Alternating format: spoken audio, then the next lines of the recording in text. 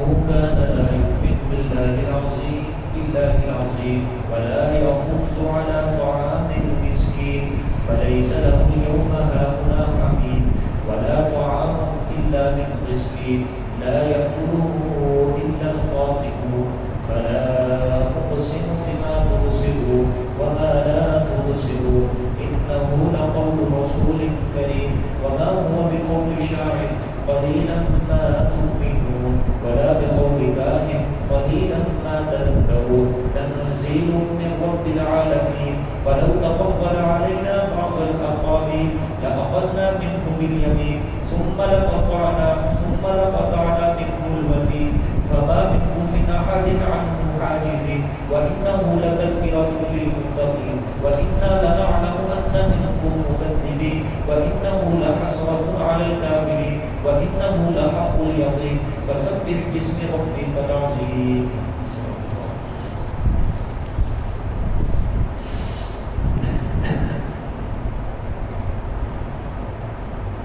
گزشتہ آیات میں اللہ پاک نے قیامت کے احوال بیان فرمائے، اس کے بعد مومنین کے نامہ اعمال اور مشرکین کے نامہ اعمال کا ذکر فرمایا۔ مومنین کو اچھے نامہ اعمال پر بشارت سنائی اور مشرکین کو برے نامہ اعمال پر تخویف سنائی گئی۔ اب جہاں سے آج کا سبق شروع ہو رہا ہے یہ تخویف اخروی جو کل کے سبق میں آخر میں گزری اسی کا ایک حصہ ہے۔ کل اللہ پاک نے آخر میں دیکھو کیا فرمایا تھا کہ یا لیتنی لم اوت کتابیہ ولم ادری ما حسابیہ، کہ کاش مجھے میرا مال نامہ نہ دیا جاتا اور میں جانتا ہی نہ، ارے کاش موت ہی میرے لیے فیصلہ کر دیتی، نہ مال کام آیا نہ سلطنت کام آئی۔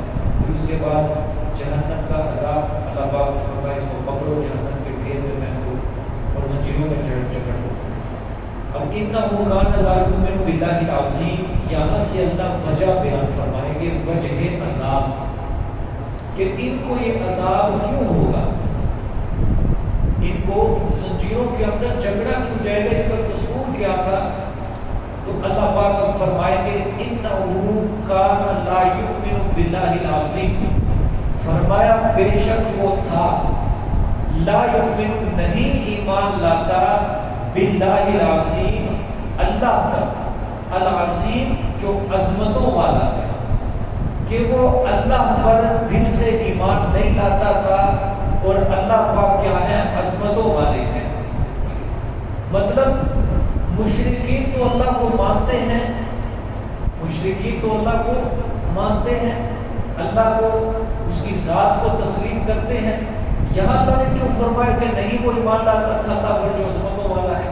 مطلب یہ ہے کہ وہ اللہ کو اکیلا کر کے ایمان نہیں لاتا تھا، یعنی اللہ کو ایک تسلیم نہیں کرتا تھا اس کی ذات اور اس کی صفات کے اندر، ٹھیک ہے؟ ہاں، جو بندہ اللہ کو اس کی ذات میں بھی یکتا مانے اور اس کی صفات کے اندر بھی یکتا مانے تو وہ ہے توحید والا بندہ، وہ اصل اللہ کے اوپر ایمان لا رہا ہے، ٹھیک ہے؟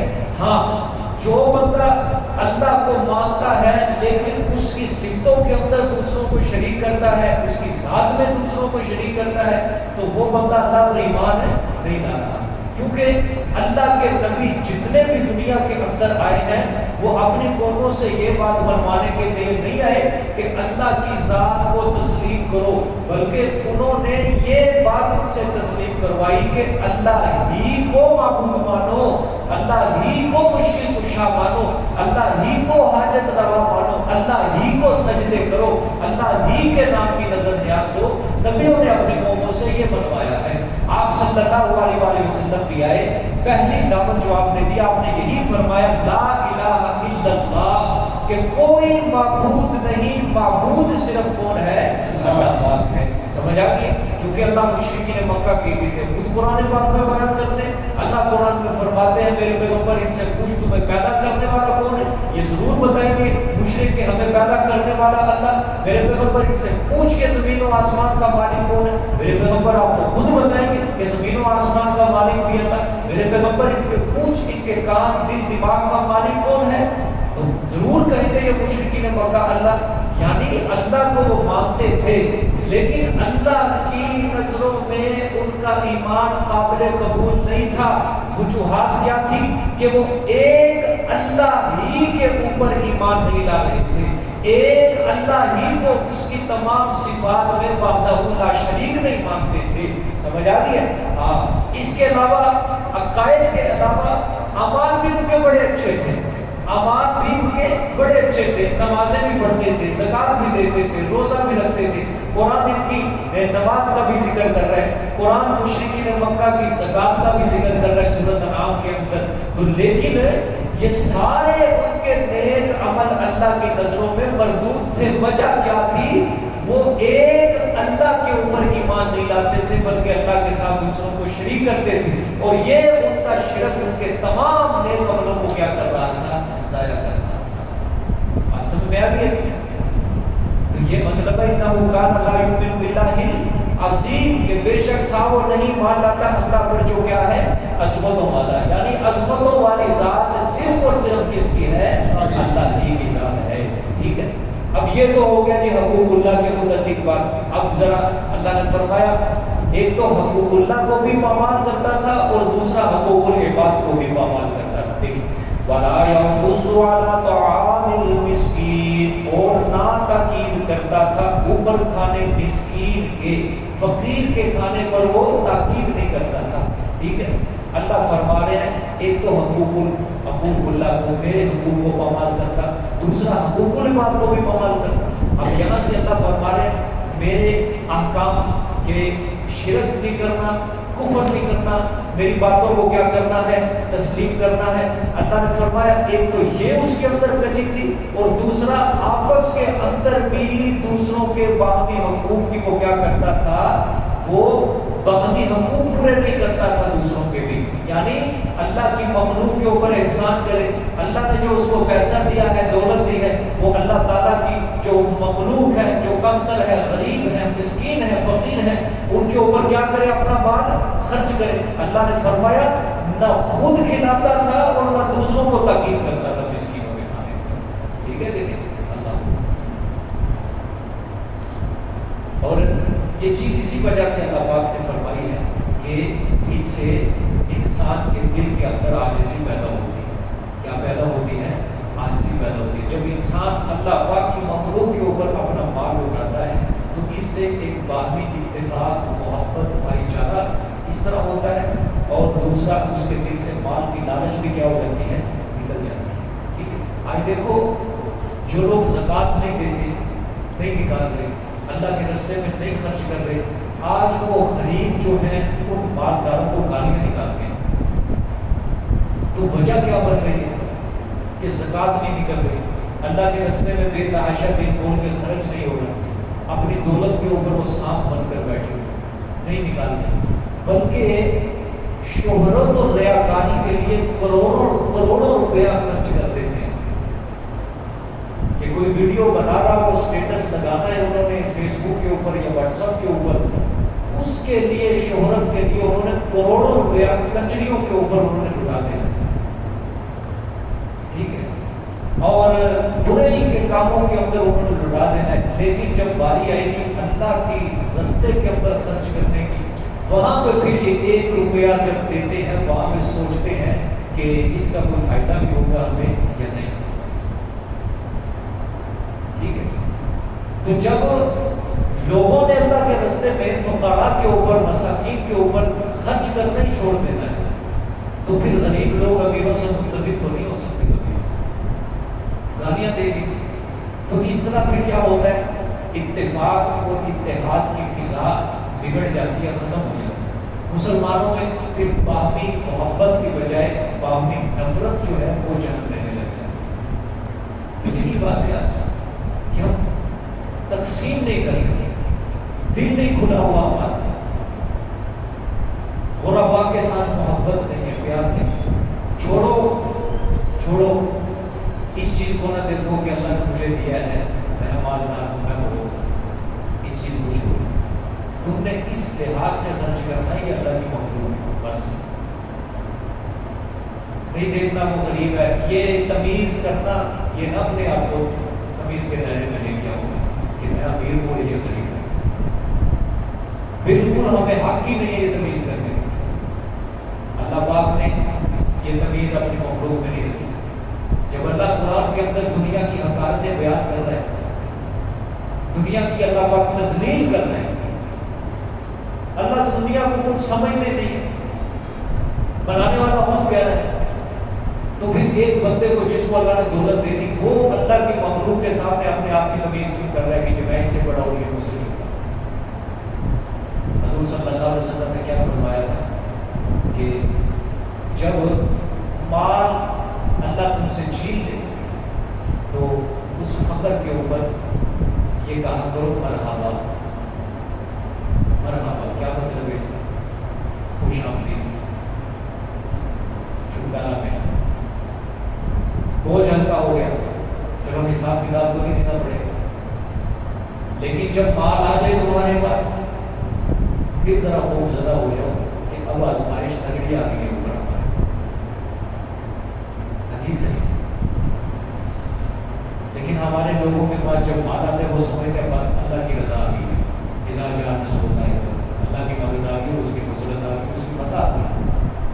اور جب مال چھین لیتے ہیں پھر کہتے ہیں اللہ کی ناراضگی، پتہ نہیں کیڑا قصور ہو گیا ہمارے ساتھ، پتہ نہیں ہر کام میں الٹ چل رہے ہیں. اللہ کو بھی انہوں نے دھوکے بازی کے اندر ہی رکھا ہوا، دھوکے بازی کے اندر. اس کی وجہ یہی ہے کہ جہالت نے قرآن سے اور حدیث سے شرف دے. کیا مطلب؟ فقر آ جائے مرحبا، خوش ہو جاؤ کہ اللہ نے لے لیا کوئی نہیں، اور جب مال آ جائے تو پھر روبو اللہ کے آگے، ہنسو نہیں، روبو. آزمائش آ چکی ہے، بڑی بڑی سخت آزمائش. حضرت ایوب علیہ السلام کو بھی اللہ نے بڑی دولت سے نوازا، لیکن جب حضرت ایوب سے اللہ نے دولت لے لی، کیا حضرت ایوب علیہ السلام کیا انہوں نے اللہ پاک کے آگے شکوے کیے تھے کہ دولت دے دی مجھ سے؟ کیا انہوں نے یہ کہا تھا کہ اللہ کی ناراضگی آ گئی مجھ پہ؟ اللہ کو پڑھو سورۃ انبیاء. یہ واقعات ہمارے لیے سبق ہوتے ہیں بڑے، جس سے ہم فائدہ حاصل نہیں کرتے. اللہ پاک نے اسی صورت کے اندر کیا فرمایا کہ واقعات کی عبرت کے لیے بیان کرتے ہیں تاکہ یاد رکھنے والے کان یاد رکھ سکیں. کتنی پیاری بات ہے. یاد رکھنے والے کان یاد رکھ سکے، عبرت حاصل کریں، سبق حاصل کریں. ایوب علیہ السلام کو اللہ پاک نے اتنی دولت دی، اتنی دولت دی، محلات، بیویاں، نوکر چاکر.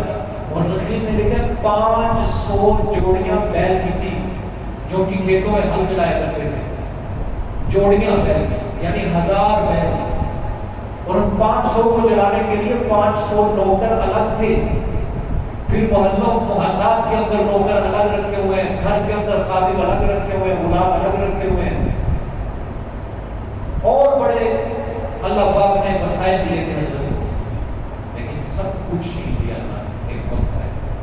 لیکن حضرت نے بھی واویلا نہیں کیا، شکوہ نہیں کیا، رونا دھونا نہیں دھویا اللہ کے آگے کہ یا اللہ پاک سب کچھ دے دی. بلکہ یہاں تک آتا ہے کہ جب حضرت کی اللہ پاک نے اولاد بھی لے لی، دولت بھی لے لی، سب کچھ لے لیا، حضرت نے اللہ کے آگے دستے سوال دراز ہاتھ اٹھائے، کہا یا اللہ یہ میرا دل ہے، بشری تقاضے کے مطابق میرے دل کے کسی کونے کھدنے میں مال کی محبت ہوگی، اولاد کی محبت ہوگی، بشری تقاضے انسان چاہتا ہے بشری تقاضے. لیکن یا اللہ اولاد بھی لے لی، دولت بھی لے لی، پیسہ بھی لے لیا، سب کچھ تو نے مجھ سے لے لیا. اب یہ میرا دل خالی ہو چکا ہے، اب یہ دل میرا ہوگا، اس میں ڈیرا صرف اور صرف تیرا ہوگا. یہ ہے محبت اللہ سے، یہ ہے محبت کہ جس مقام تک ہم پہنچنا ہی نہیں چاہتے، الٹ بیان کرتے ہیں، الٹ. آپ کو پتہ ہے قرآن پاک کو پڑھنے کے لیے ہم قرآن پاک کی جو ترجمے کی دعوت دیتے ہیں، ہم اگلے کو لالچ دیتے ہیں تو پھر آتے ہیں. پھر لالچ دیتے ہیں. کیا لالچ؟ پہلے اگر ہم یوں ہی سوکھی سوکھی تکلیف کرتے ہیں کہ آپ آؤ اللہ آخرت سنوار دے گا، اللہ پاک خوش ہوگا، رسول خوش ہوگا، ٹھیک ہے کہ کوشش کرتے ہیں، کوشش کرتے ہیں، پھر جب ہم ساتھ تھوڑا سا ایک حاشیہ چڑھاتے ہیں، اللہ تمہیں بڑی دولت دے گا، بڑی دولت، لوگوں مولوی صاحب خالی آئے، کیوں کرتے ہیں؟ ان کو آخرت کی فکر نہیں ہے، ان کو نیک عملوں کی کوئی غرض نہیں ہے، بس قرآن پڑھ کے دنیا ملتی ہے وہ چیز مل سکتی۔ یقین شروع میں نے لوگوں کو کہا شروع کچھ ساتھی آئے تھے، لیکن چونکہ جس نے یہ نظریہ لے کے یہاں پہ آنا ہے نا دولت کا، اللہ پاک اس کو قرآن نہیں دیتے، کیا اپنے گھر چلا جائے، بس کوئی ضرورت نہیں ہے۔ ہاں جو خالص اپنے نفس کی اصلاح کے لیے بیٹھا ہے، اللہ پاک اس کو یہاں سے جانے دے گا انشاءاللہ، وہ جمع رہے گا ڈٹے گا۔ جس کو اپنی آخرت کی فکر ہے، جس کو اپنے نفس کی اصلاح کرنی ہے، جس کو اللہ سے محبت ہے کہ اللہ مجھے دولت نہیں چاہیے، دنیا نہیں چاہیے، کچھ نہیں چاہیے، مجھے صرف تو چاہیے، ہر تمنا دل سے رخصت ہو گئی، اب تو آجا، اب تو خلوت ہو گئی۔ یہ تھانوی صاحب نے لکھا تھا یہ شعر، یہ تھانوی صاحب کے شاعر تھے، خواجہ مجذوب الحسن اس کا نام، 2 صدیہ پہلے اس نے یہ شعر لکھا۔ تو اس نے یہ شعر لکھے، پورا غزل لکھی ہے عشق حقیقی کے اوپر، بڑی خوبصورت، اللہ کے لیے۔ اس نے یہ شعر لکھ کے تھانوی صاحب کے سامنے پیش کیا، اور تھانوی صاحب نے جب شعر پڑھا، 2 صدیاں پہلے تھانوی صاحب نے کہا تھا کہ اگر میری جیب میں 1 لاکھ روپیہ ہوتا میں تم سے یہ شعر خرید لیتا۔ اس دور میں 1 لاکھ روپیہ یعنی اتنا پسند آیا۔ اور تھانوی صاحب وہ شخصیت ہے جنہوں نے اسلام کے لیے 2000 کتابیں لکھی، اتنی بڑی شخصیت ہے، انہوں نے یہ شعر لکھا۔ یہ جب دیکھا کہ یہ الفاظ، ہر تمنا دل سے رخصت ہو گئی، اب تو آجا، اب تو خلوت ہو گئی۔ خلوت مطلب تنہائی ہو گئی، دل خالی ہو گیا، اور دنیا کی لالچ، دولت، مال کی محبت، پیسے کی محبت، سب کچھ دل سے نکل گیا۔ اللہ آجا، اب تو خلوت ہو گئی۔ یہی حضرت ایوب نے کہا تھا کہ ربا سب کچھ نکل گیا دل سے، اولاد کی محبت تھی نا، خوش بشی کا سب کچھ تو نے لے لیا ہے، لیکن اب خلوت ہو چکی ہے، اب ربا دل میرا اور اس میں تیرا دل۔ یہ محبت اللہ سے کرو۔ میں آپ کو بار بار یہی بات کہتا ہوں کہ یہاں ہم صرف فضائل سنانے کے لیے نہیں بیٹھے، ہم اسلام کی حقیقت پیش کرتے ہیں کہ اسلام مانگتا کیا ہے ہم سے۔ رسول اللہ صلی اللہ علیہ وسلم کے اوپر جب ایمان لانا ہے، اس کے تقاضے کیا ہے، اس کے مطالبے کیا ہے؟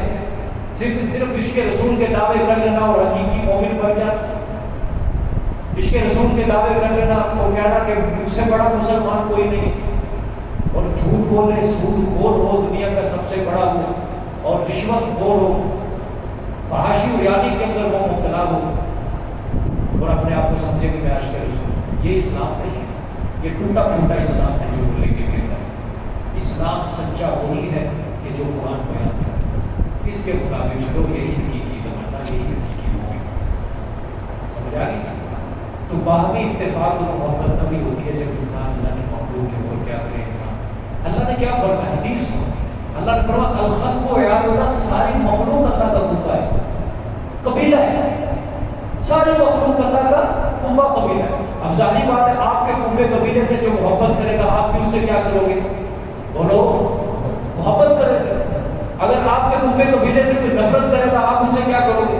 تو جب آپ اللہ کی مخلوق سے محبت کرو گے تو اللہ بھی آپ سے کیا کرے گا؟ محبت کرے گا۔ لا یرحم اللہ اللہ یرحم الناس، حدیث میں آتا ہے جو لوگوں پر رحم نہیں کرتا اللہ اس پہ رحم نہیں کرتا۔ رحم کرنا سیکھو، ٹھیک ہے؟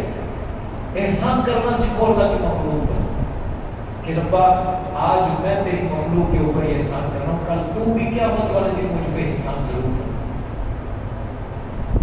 یہ نہ دیکھو میں امیر ہوں یہ غریب ہے، بلکہ اللہ نے جو تمہیں مال دیا ہے یہ سمجھو کہ اللہ نے ہمیں سب سے بڑی آزمائش کے اندر مبتلا کیا۔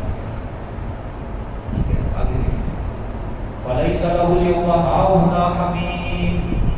اب اللہ پاک فرما رہے ہیں پس نہیں ہوگا واسطے اس کے آج کے دن یہاں حمیم، کوئی دوست، یعنی آج قیامت کے دن اس کے لیے کوئی دوست نہیں ہوگا جو اس کو بچا سکے گا ہماری پکڑ سے۔ ولا طعام الا من غسلین، اور نہ کھانا اور نہ ہی کھانا الا من غسلین مگر زخموں کا دھون۔ کیا معنی لکھا ہے غسلین کا؟ دھون بھی لکھا ہوگا، پیپ بھی لکھا ہوگا، اللہ معاف فرمائے، اللہ سب کو بچائے۔ فرمایا کہ جہنم کے اندر جو پیاس کی شدت کو، جب کسی کو پیاس کی شدت ہوگی، فرمایا کوئی کھانا نہیں، کچھ نہیں، صرف کیا ہوگا، یہ ڈاکٹر جب زخم کو ٹھیک کرتے ہیں، کوئی زخم بگڑ جائے، اس کے اندر سے پیشاب پیپ نکلتی ہے، دودھ نکلتا ہے، اللہ نے فرمایا وہ جہنمیوں کی پیپ ہمیشہ ان کو دیا ہے، کوئی ہوگی۔ اللہ پاک معاف کرے، اللہ پاک سب کی حفاظت کرے۔ لا یأکلہ الا الخاطئون، نہیں کھائیں گے اس کو مگر گناہ گار، کسی کے لیے، صرف مشرکوں کے لیے، کافروں کے لیے، گناہ گاروں کے لیے، نافرمانوں کے لیے ہوگا، نافرمانوں کے لیے۔ ٹھیک ہے، آگے یہ ایک بات یہاں تک ختم ہوئی ہے۔ فلا اقسم بما تبصرون وما لا تبصرون، بس قسم کھاتا ہوں میں، اللہ فرما رہے قسم کھاتا ہوں میں، بما تبصرون، ان چیزوں کی جن کو تم دیکھتے ہو، وما لا تبصرون، اور ان چیزوں کی بھی جن کو تم نہیں دیکھتے۔ اچھا، یہ قیامت کے ثبوت کے اوپر بھی یہ دلیل ہے۔ اللہ فرما رہے ہیں ان کی بھی قسم کھاتا ہوں جن کو تم دیکھتے ہو، ان کی بھی قسم کھاتا ہوں جن کو تم نہیں دیکھتے۔ مثال کے طور پہ اب دیکھو، جبرائیل علیہ السلام یہ بھی ایک اللہ کے رسول ہیں، رسول مطلب قاصد ہے، اللہ کے بھیجے جاتے ہیں، ٹھیک۔ اب اس جبرائیل کو ہم نے نہیں دیکھا، اب جبرائیل جس کے اوپر قرآن پیش کرتے ہیں رسول اللہ صلی اللہ علیہ وسلم، وہ بھی اللہ کے رسول ہیں، ٹھیک ہے۔ اب آپ صلی اللہ علیہ وسلم کو انسانوں نے کیا کیا ہے؟ دیکھا ہے۔ ایک رسول وہ ہے جس کو نہیں دیکھا، ایک رسول وہ ہے جس کو دیکھا، یہ بھی مطلب ہے۔ دوسرا اس کے اندر عام معنی کر لو، جنات ہیں، فرشتے ہیں، ان کو ہم نہیں دیکھتے، اور جن کو ہم دیکھتے ہیں اللہ کی ساری مخلوق، اللہ فرما رہے ہیں سب کی قسم کھا کے کہتا ہوں انہ لقول رسول کریم، فرمایا بے شک یہ قرآن البتہ بات ہے رسول کی کریم، جو مکرم ہے عند اللہ، اللہ کے ہاں عزت والا رسول، اس کی بات نہیں، رسول کا لفظ آیا ہے۔ کیا مطلب ہے؟ اللہ فرمانا چاہتے ہیں کہ یہ جو میرا پیغمبر بات کر رہا ہے نا، اپنی طرف سے نہیں کر رہا، اپنی طرف سے بیان نہیں کر رہا، بلکہ رسول ہے، اللہ کی طرف سے بھیجا ہوا ہے، اور یہ وہی بات بیان کرے گا جو اللہ اس کو بتائے گا۔ جو اللہ کی طرف سے وحی ہوگی یہ وہی بات بیان کرے گا، جو اللہ کی وحی نہیں کرے گا یہ وہ قطعاً بات نہیں کر سکتا۔ وما ينطق عن الهوى، اللہ نے فرمایا کہ میرا پیغمبر جب بھی بولتا ہے تو کس کی اجازت سے بولتا ہے؟ اللہ کی اجازت کے بولتا ہے، اللہ کی اجازت کے بغیر میرا پیغمبر اپنی زبان نہیں کھولتا، ٹھیک ہے۔ یہ فرمایا انہ لقول رسول کریم، آگے کیا فرمایا؟ وما هو بقول شاعر، فرمایا اور نہیں ہے، اور نہیں ہے یہ قول شاعر، کسی شاعر، قلیلا ما تؤمنون، تھوڑا ہے وہ جو تم ایمان لاتے، یعنی تھوڑا نہ لانے کے برابر ہی ہے۔ آگے ولا بقول کاہن، اور نہیں ہے یہ بات کاہن کی، یعنی یہ قرآن کسی شاعر اور کاہن کا قول نہیں ہے، ٹھیک ہے۔ قلیلا ما تذکرون، تھوڑا ہے وہ جو تم نصیحت حاصل کرتے ہو، یعنی نہ کرنے کے برابر ہی، ٹھیک ہو گیا۔ اچھا، اللہ پاک فرما رہے ہیں کہ دیکھو جس طرح تم دوسری چیزوں کو نہیں دیکھتے، مثلا جنات کو نہیں دیکھتے لیکن تم مانتے ہو کہ جن ہوتے ہیں، فرشتوں کو تم نے نہیں دیکھا لیکن تم مانتے ہو کہ فرشتے ہیں، اللہ نے کہا کہ دیکھو جو چیزیں تمہیں نظر نہیں آ رہی تمہارا ایمان ہے۔ اللہ فرما رہے ہیں قیامت بھی ہے نا، تو قیامت بھی نظر تو نہیں آ رہی تمہیں، لیکن ایمان تمہیں پھر بھی رکھنا پڑے گا۔ کیوں؟ کیونکہ اس کی خبر تمہیں کس نے دی؟ رسول نے خبر دی۔ انہ لقول رسول کریم، تمہیں رسول نے خبر دی ہے، اور رسول جو ہوتا ہے وہ اپنی طرف سے بات نہیں کرتا، وہ اللہ کی طرف سے بات کرتا ہے، اور یہ کوئی کاہن اور شاعر کا قول نہیں ہے، سمجھے؟ تنزیل من رب العالمین، اتارا ہوا ہے جہان والوں کے پروردگار کی طرف سے، سمجھ سمجھ آ گئی؟ یہ کسی کاہن اور شاعر کا قول نہیں، میرا پیغمبر اپنی طرف سے بات نہیں کر رہا، بلکہ تنزیل من رب العالمین اتارا ہوا ہے جہان والوں کے پروردگار کی طرف سے. ٹھیک ہے، دیکھیں پیچھے اللہ نے قسم اٹھائی ہے، بما تبصرون وما لا تبصرون، آگے سارا جواب قسم ہے.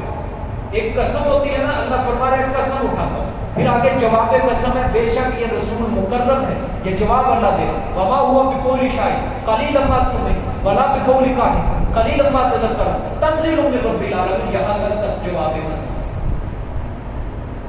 اچھا، حضرت عمر رضی اللہ تعالیٰ عنہ کے بارے میں علامہ ابن کثیر رحمۃ اللہ علیہ نے یہاں ایک روایت بیان کی، کہتے ہیں حضرت عمر کے اسلام لانے کا سبب یہ آیت بھی بنی.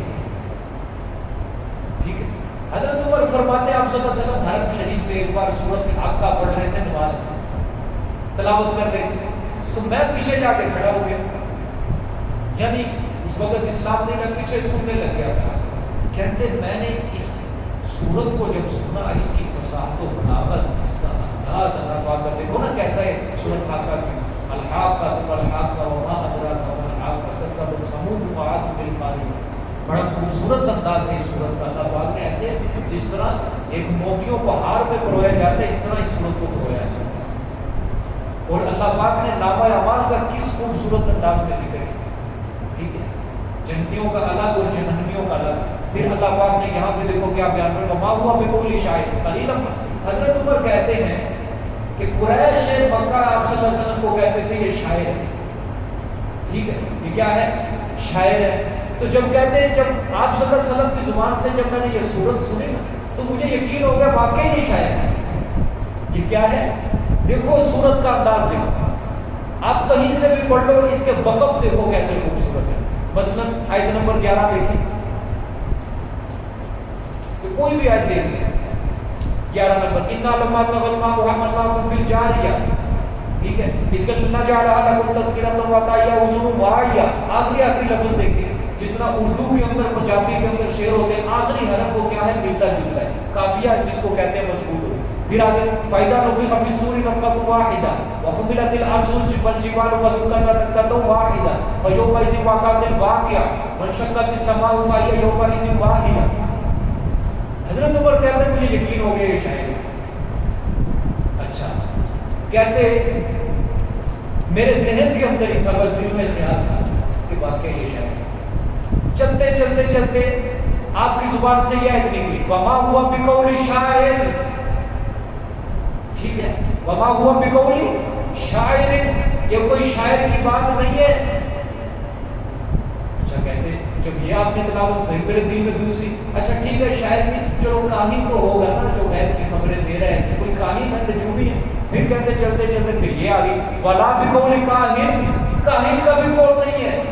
پھر کہتے ہیں یہ جب آئی نا قلیلا ما تذکرون، تھوڑا ہے جو تم نصیحت حاصل کرتے ہو. کہتے ہیں اس وقت سے میرے دل کے اندر نا اسلام کھٹکنے لگ گیا.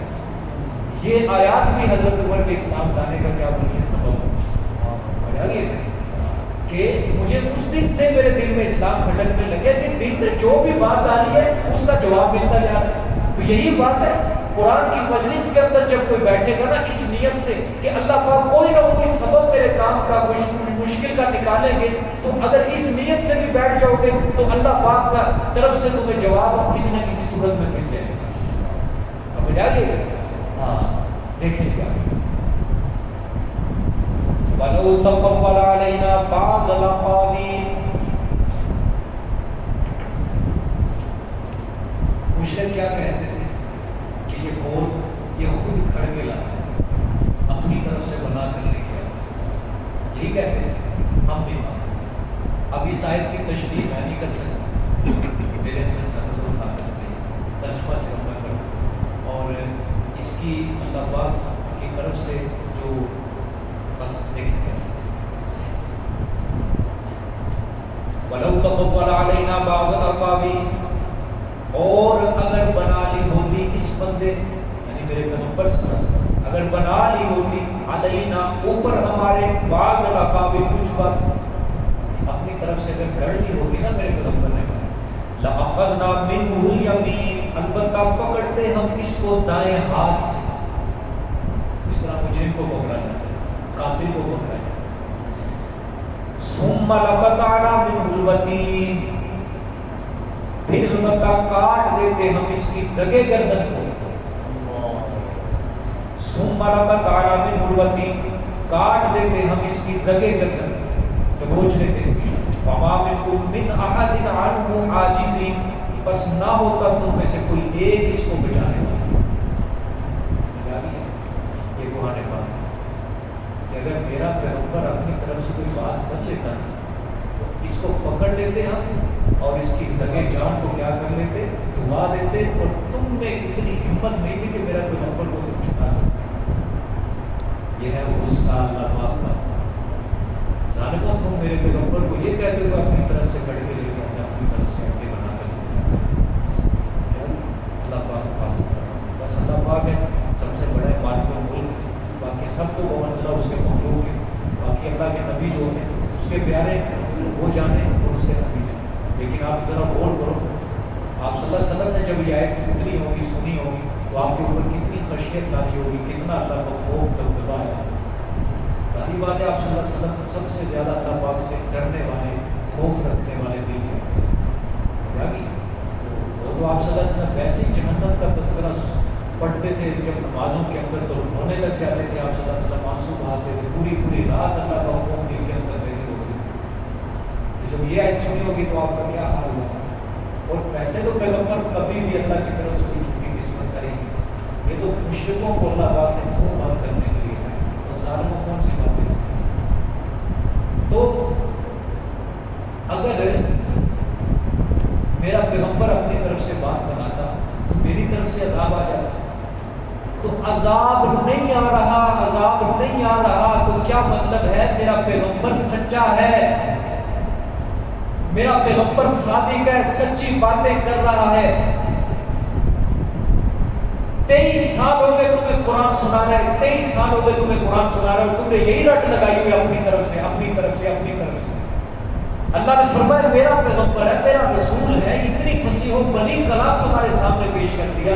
چیلنج تمہیں دے دیا ہم نے قرآن میں کتنی مرتبہ کہ اس جیسا کلام بنا کر لاؤ، اس جیسی کوئی ایک آیت بنا کر لاؤ، کوئی ایک سورت بنا کر، اس کے اندر بھی تم عاجز آگے ہو. تمہارے بڑے بڑے شاعر اس کلام کے آگے ہار چکے ہیں، ایک آیت ایک لفظ اس قرآن جیسا نہیں بنا سکے. ابھی بھی تم نے رٹ لگائی ہوئی ہے کہ یہ اپنی طرف سے لے کر آتے اپنی طرف سے لے کر آتے.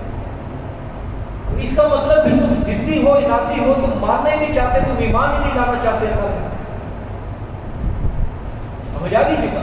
تو میرے پیغمبر پر عذاب نہیں آ رہا تو اس کا مطلب یہ اللہ کی طرف سے سچا رسول ہے، سچی باتیں کر رہا ہے. سمجھ آ گئی. اچھا یہ ہو گیا. اب چھوٹی سی ایک بات سن لیں.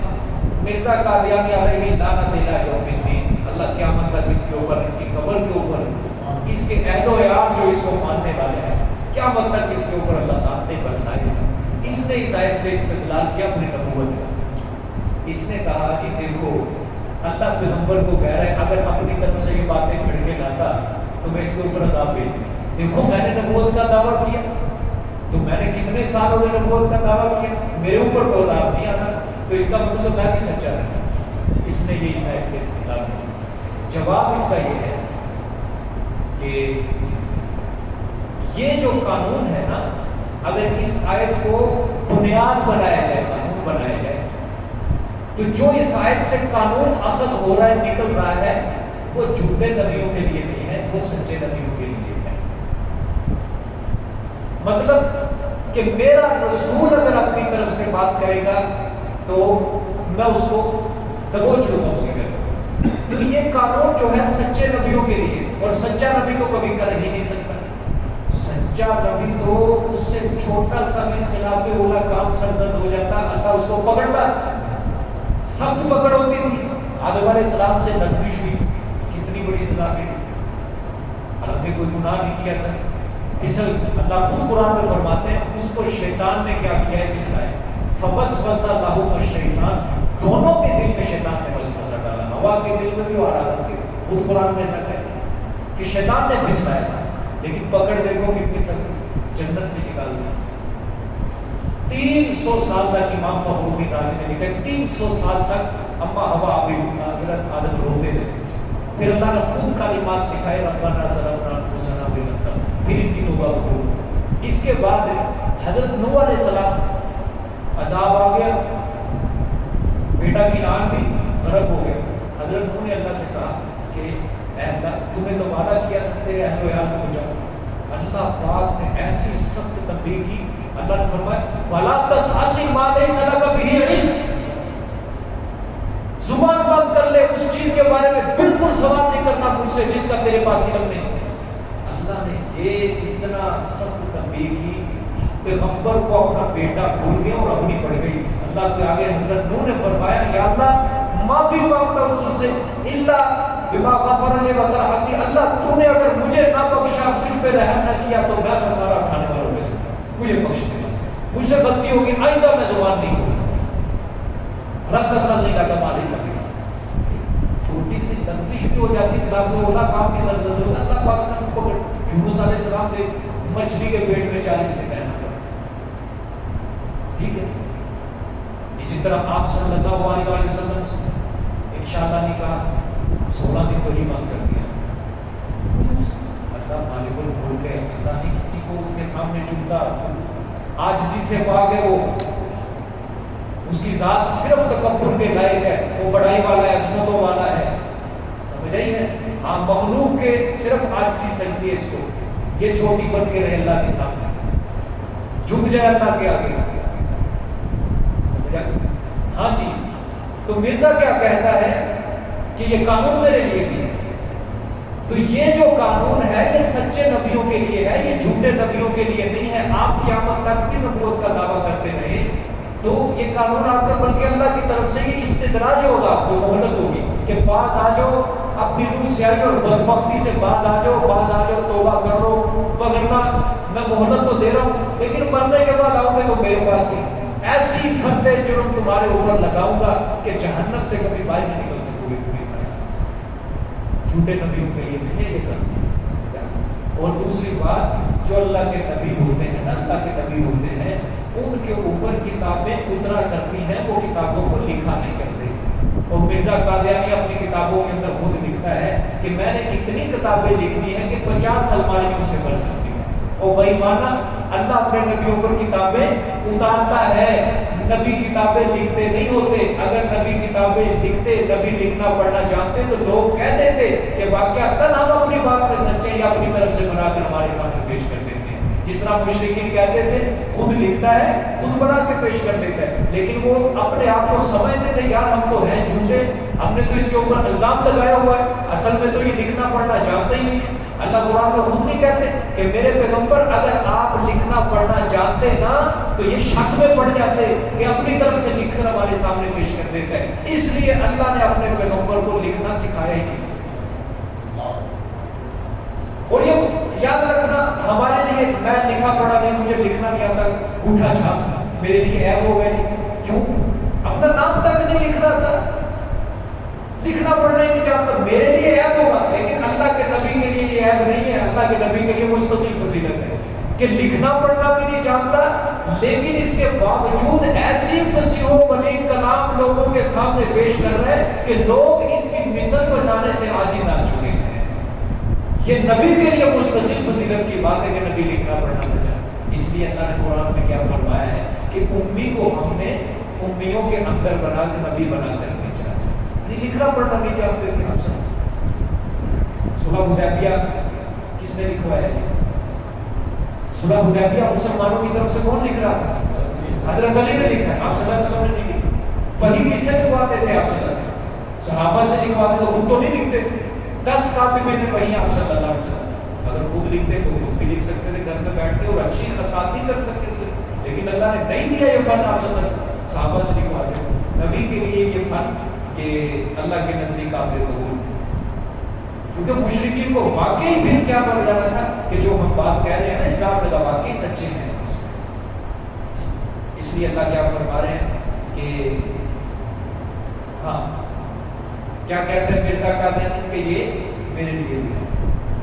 اور دوسری بات یہ ہے اللہ اپنے نبیوں میں عیب اور نقص پیدا نہیں کرتا. اللہ اپنے نبی کو خوبصورت پیدا کرتا ہے، حسین پیدا کرتا ہے کہ اس کی مخلوق کو جب نبی کی طرف دیکھے ایک بار اس کے دل میں کھٹکا تو ہو کہ یہ چہرہ کسی جھوٹے کا نہیں ہو سکتا. عبداللہ عبداللہ بن سلام پتہ کس طرح ایمان لائے؟ یہودیوں کا بہت بڑا عالم تورات کا حافظ عالم قاری، جب آپ صلی اللہ علیہ وسلم ہجرت کر کے آ رہے تھے مکہ مدینہ منورہ داخل ہوئے، اپنے مکان کی چھت کے اوپر کھڑے ہوئے ہیں، اور جب انہوں نے آپ صلی اللہ علیہ وسلم کو آتے ہوئے دیکھا، سوار اٹھنی کے اوپر آتے ہوئے دیکھا، تو انہوں نے کہا کہ یہ جو چہرہ ہے نا کسی جھوٹے کا چہرہ نہیں ہو سکتا، اپنے مکان کی چھت سے نیچے چھلانگ لگائی اور آپ صلی اللہ علیہ وسلم کی خدمت میں کلمہ پڑھا۔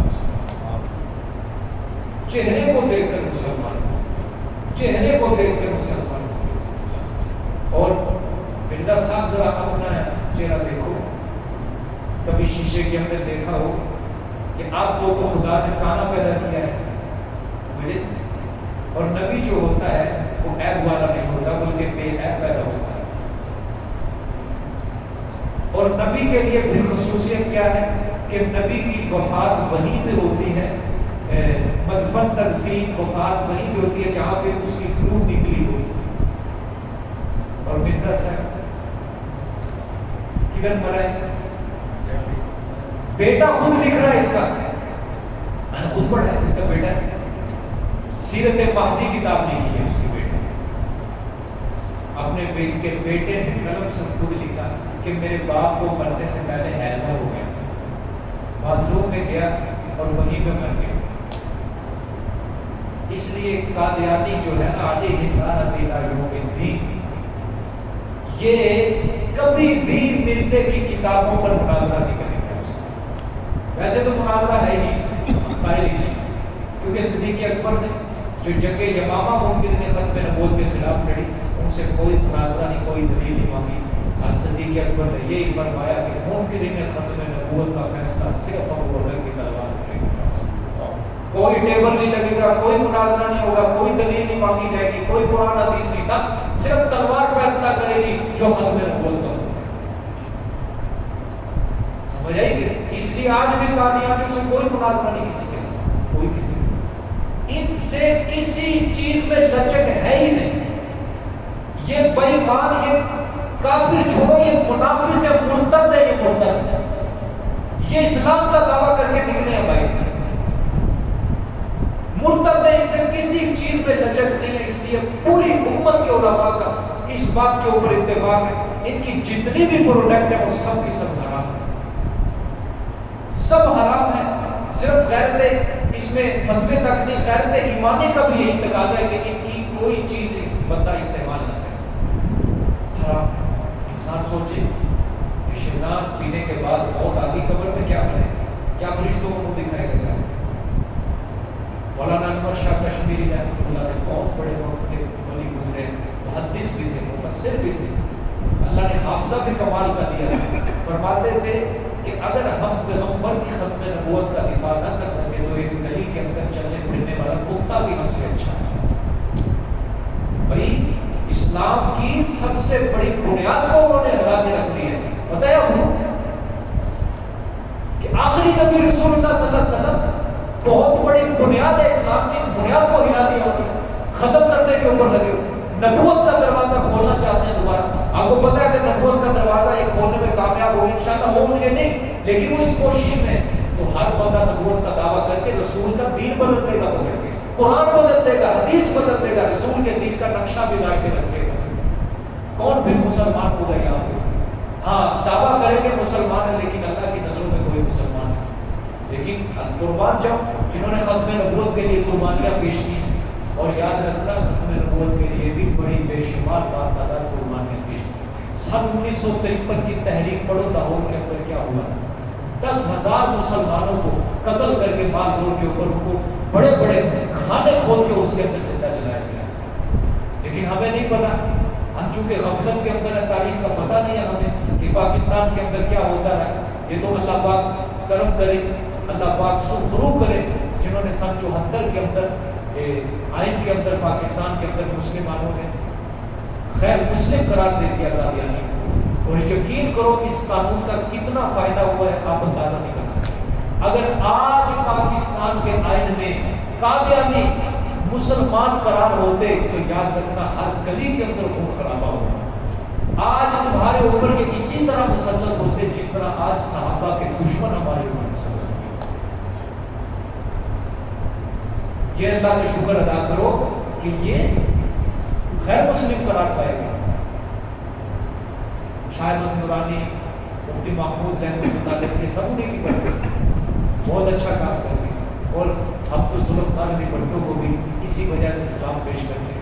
جو مرضی ہے شراب خور تھا، جس طرح مرضی تھا، لیکن اللہ انشاءاللہ اس کی اس کی وجہ سے کوشش اچھا کام کر گیا. ہم صرف پاکستان کی آئین کے اندر جتنے بھی صدر آئے ہیں نا، صرف اس کو سلام پیش کرتے ہیں کہ اس نے اسلام کا ایک ایسا کام کر دیا کہ اس جیسا کام یہ کوئی نہیں کر سکا. کوئی نہیں کر سکا ایسا کام. باقی جتنے ہیں سب نے بیڑا گرک کیا.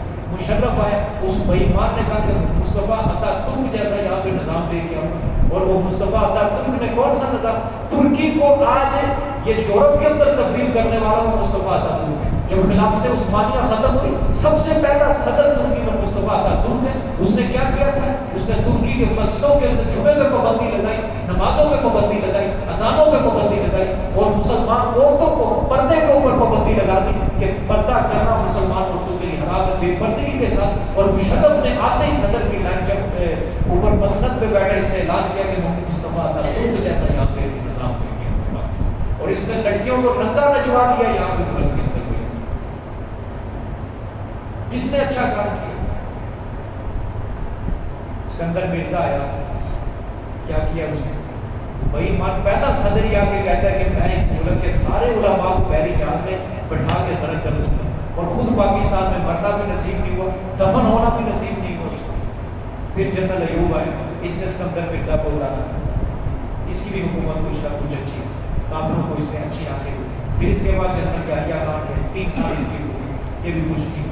اس کے بعد ذوالفقار علی بھٹو آئے، 3 سال اس کی حکومت. پھر پھر فضل الہی چودھری آیا. پھر اس کے بعد جنرل ضیاء الحق آیا کراچی کا. پھر غلام اسحاق خان آیا، رفیق تارڑ آیا، پھر فاروق لغاری آیا، مشرف آیا، زرداری. کیا کیا انہوں نے؟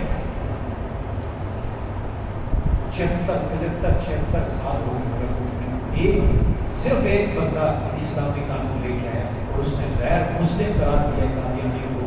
ہماری نظر کے اندر اس چیز کی واقعہ تک قدر ہونی چاہیے. باقی وہ کام کر رہے ہیں، کام کر کے بہت بڑا کام کر گیا، بہت بڑا کام. بات سمجھائیے.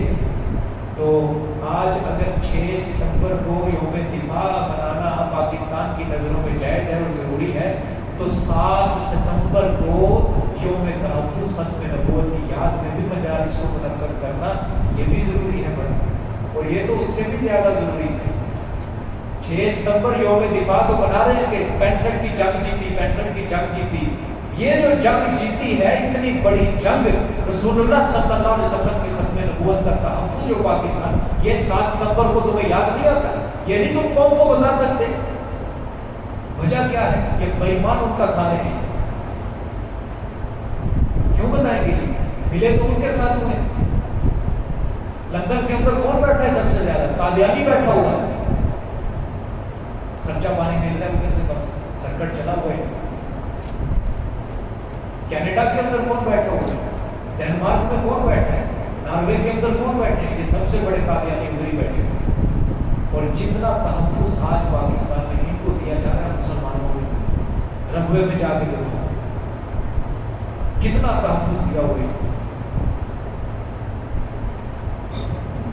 خرچہ پانی مل رہا ہے. تو یہ پھر حکومت ہم کس کی کہتے ہیں؟ کس کی حکومت؟ ختم نبوت کے لیے جو کام کر رہا ہے ان کو اٹھا کے جیل میں پھینک دیتے ہیں. اور جو قادیانی، یہ آج سے کچھ سال پہلے مصطفیٰ آباد کے اندر کیا ہوا ہے؟ کون ظالم تھا، کون مظلوم تھا؟ قادیانی مظلوم قرار دیے گئے اور مسلمان کیا ہو گئے؟ ظالم قرار دیے گئے. ہر جگہ یہی حال ہے. طاغوتی نظام ہے یہ، طاغوتی نظام. پتہ ہے کس کو کہتے ہیں طاغوتی نظام؟ شیطان کا نظام چل رہا ہے. شیطان کا، اللہ کی حاکمیت کو ختم کر کے شیطان کا نظام مسلط کیا جا رہا ہے. اس میں صرف یہی نہیں، اللہ پاک حفاظت کرنا ہے. کوئی لشکر اللہ پاک کسی صلاح الدین ایوبی کو ترس گئی ہے زمین، ترس گیا یہ آسمان محمود غزنوی کی یہ لگا، ترس گیا محمد بن قاسم کی لگا، کوئی نہ کوئی تو اٹھے انشاءاللہ۔ تو جب خدا کے حکموں کے اوپر پانی پھیرا جاتا ہے پھر اللہ انصاف تو کرتا ہے۔ گٹر جب اچھلنے لگ جائے گلی کا تو پھر ہم صفائی کرنے کے لیے بلاتے ہیں، تو جب زمین گندی ہو چکی ہے نا تو اللہ صفائی کرنے کے لیے کسی نہ کسی کو بھیجے، اور اب اللہ پاک انصاف کر رہے ہیں، تھوڑا تھوڑا اس کی جھلک نظر آ رہی ہے۔ انشاءاللہ اللہ بہتر انصاف کرنے والا ہے۔ آگے دیکھیں، فما منکم من احد عنہ حاجزین، وَإِنَّهُ لَتَذْكِرَةٌ لِّلْمُتَّقِينَ، اور بے شک یہ قرآن البتہ نصیحت ہے للمتقین، واسطے نصیحت، ہاں واسطے متقین۔ یہ قرآن کیا ہے؟ نصیحت ہے متقین کے لیے، ٹھیک ہے؟ یہ کوئی سخت نظام نہیں پیش کرتا قرآن، جس طرح بڑے شوق سے ہمارے دانشور کہتے ہیں نا یار قرآن کا نظام بڑا سخت ہے، اس کے اندر سختی ہے، اس کے اندر ظلم ہے، زنا کی حد لگائے کہ ظلم ہے، لڑکا لڑکی اپنی رضامندی سے جو کر لیں ٹھیک ہے، حد جاری کریں گے ظلم ہو جائے گا، شراب کی حد، چور کی حد، کیا کریں گے ظلم ہے، جرمانہ لگا دو بس۔ جب اسلام کی حدوں کو توڑو گے نا پھر اس ملک کے اندر پھر کیا ہوگا، چوری کی شرح صدر کے اندر کمی ہے ہی اضافہ ہوگا۔ جب خدا کا حکم توڑ کے اپنا حکم لگاؤ گے نا کہ جرمانہ ڈال دیتے ہیں، قید کر دیتے ہیں، کہ ہاتھ نہیں کاٹتے، اس طرح ظلم ہوتا ہے۔ دیکھ لو چوری کم ہوئی ہے یا بڑھی ہے، ڈاکہ کم ہوا ہے یا بڑھا ہے، زنا کی حد نہیں جی، لڑکا لڑکی رضامندی سے، اگر رضامندی نہ ہو پھر ان کو جرمانہ کر دو، قید میں ڈال دو۔ زنا کم ہوا ہے یا بڑھا ہے ملک میں، شراب کم ہوئی ہے یا بڑھی ہے، نشہ کم ہوا ہے یا بڑھا ہے۔ خدا کے حکم کو توڑ کے اپنا حکم بیچ کے اندر گھساؤ گے پھر خدا کی رحمت کہاں سے ہے؟ انہ لتذکرۃ للمتقین، نصیحت ہے متقین کے لیے، وانا لنعلم ان منکم مکذبین، اور بے شک البتہ ہم جانتے ہیں بے شک تم میں سے مکذبین، جھٹلانے والے بھی ہیں۔ اس قرآن اللہ نے فرمایا میں جانتا ہوں تم میں سے کون کون میرے کلام کو جھٹلا رہا ہے اور کون دن سے اس کو قبول، یہ تو قیامت والے دن اکیلے ہو جائیں گے انشاءاللہ، فکر کی ضرورت نہیں۔ وَإِنَّهُ لَحَسْرَةٌ عَلَى الْكَافِرِينَ، اور بے شک یہ قرآن بندہ حسرت ہے اوپر کافروں کے، قیامت والے دن یہ روئیں گے کاش قرآن کے نظام کو مان لیتے۔ جس طرح مومن کہہ رہے کہ ہمیں قرآن کو مان لو مان لو، ہم نہیں مانتے تھے، ہم کہتے تھے نہیں امریکہ زندہ باد، لندن کا نظام زندہ باد، ڈنمارک کا نظام زندہ باد، یورپ کنٹری زندہ باد، اس کا نظام لے کر آئیں گے۔ اللہ فرما رہے ہیں یہ پھر حسرت ہے قرآن پاک، روگو گے پھر اس قرآن کو یاد کر کے تو کل قیامت والے کاش مان لیتے ہیں۔ وَإِنَّهُ لَحَقُّ الْيَقِينِ، اور بے شک یہ قرآن البتہ لائق یقین ہے کہ اس پر یقین کیا جائے۔ کیسا انداز ہے خدا کا سمجھانے کا، سبحان اللہ، کتنا پیارا انداز ہے، اور یہ یقین کے لائق ہے، یقین کے لائق ہے۔ ایسے ہی ایک کان سے سن کے دوسرے کان سے مت نکال دو، یقین کرو۔ فَسَبِّحْ بِاسْمِ رَبِّكَ الْعَظِيمِ، بس تسبیح بیان کر، تو پاکیاں بیان کر ساتھ نام اپنے رب کی جو عظمتوں والا ہے۔ یہ سورت کا دعویٰ اللہ نے بیان کیا، ٹھیک ہے؟ توحید کے اوپر اللہ پاک نے اپنی سورت کو کیا کیا ہے؟ ختم کیا ہے۔ اللہ فرمانا چاہتے ہیں میرے پیغمبر اپنے امت کو بتا دے کہ اگر تم میری پکڑ سے رہائی چاہتے ہو، میرے عذاب سے رہائی چاہتے ہو، تو اللہ کو شرک سے کیا سمجھو؟ پاک سمجھو۔ ہر وقت اللہ کی کیا بیان کرو؟ تسبیح بیان کرو، اس کی پاکیاں بیان کرو۔ ہر وقت خدا کے بارے میں یہی عقیدہ رکھو کہ اس کائنات میں عبادت کے لائق کوئی نہیں، عبادت کے لائق صرف کون ہے؟ بولی فیلی والی باتوں کے لائق صرف کون ہے؟ مشکل کشا و حاجت روا کون ہے؟ رنج بخش داتا صرف اور صرف کون ہے؟ رزق دینے والی ذات صرف اور صرف کس کی ہے؟ اللہ فرماتے ہیں اس عقیدے کے اوپر پکے ہو جاؤ تو دنیا بھی تمہاری اور آخرت بھی تمہاری، یہ سارا جہاں